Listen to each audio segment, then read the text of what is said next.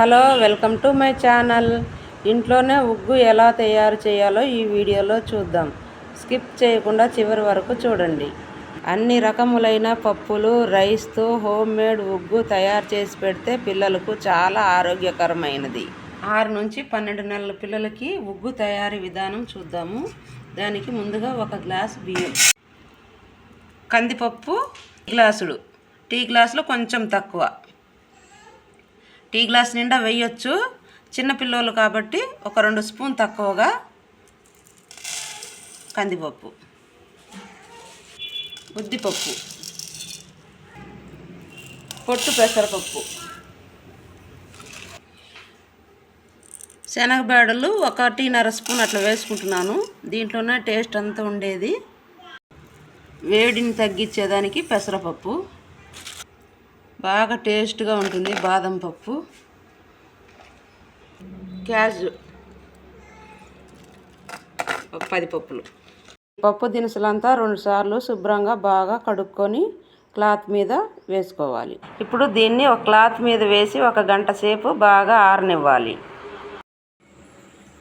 మకానా వాటర్లో వేయకూడదు కాబట్టి ఇప్పుడు వేసాను. ఒక 10-15 వేసుకున్నాను. ఇది చాలా నాన్ స్టిక్ పాన్లో వద్దు, ఇలాంటి సిల్వర్ దాంట్లో ఫ్రై చేసుకోండి లో ఫ్లేమ్లో. 1 స్పూను వాము వేసుకుంటున్నాను. ముందుగా వేసుకుంటే మాడిపోతుంది కాబట్టి ఇప్పుడు లాస్ట్ పప్పు దినుసులు, బియ్యము అంతా బాగా ఫ్రై అయిపోయింది. చూడండి, మంచి కలర్గా వచ్చింది. ఫ్రై చేసుకున్నాము. ఇప్పుడు దీన్ని మిక్సీ పట్టుకుందాము. ఉగ్గు పిండి తయారైపోయింది. మొత్తం మిక్సీ పట్టేసాము. దీన్ని కావాలంటే చిన్న పిల్లలైతే, మరి 6 నెలల పిల్లలైతే మీరు 1-2 సార్లు జల్లి పెట్టుకోండి.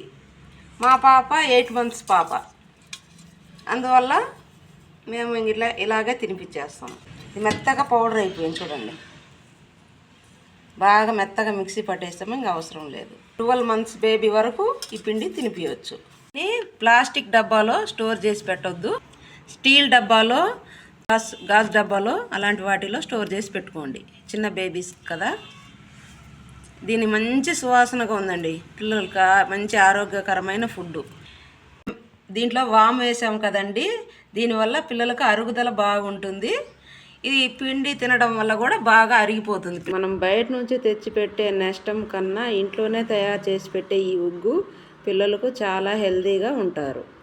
1.5 స్పూన్ వేసుకుంటాం. కొంచెం వాటర్ వేసుకొని ఉంటలు లేకుండా కలుపుకోవాలి. దీంట్లోకి ఇంకొంచెం 1/2 గ్లాస్ వాటర్. చూడండి, లో ఫ్లేమ్లో ఉడికించుకోవాలి. హై ఫ్లేమ్ పెట్టుకోకూడదు. ఈ పప్పు బియ్యం అంతా ఉంది కదా, లో ఫ్లేమ్లోనే ఉడికించుకోవాలి. రెడీ అయిపోయింది. ఇప్పుడు దీంట్లోకి పించ్ ఆఫ్ సాల్ట్, కొంచెం చిటికెడు వేసుకుంటే చాలు, ఎక్కువ వద్దు. ఒక 2-3 చుక్కలు నెయ్యి. మంత్స్ బేబీకి అయితే సాల్ట్ వేయకండి, నేను టేస్ట్ కోసం కొంచెం వేసాను.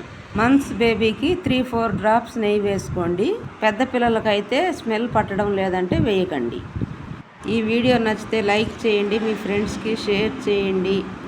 Bye friends.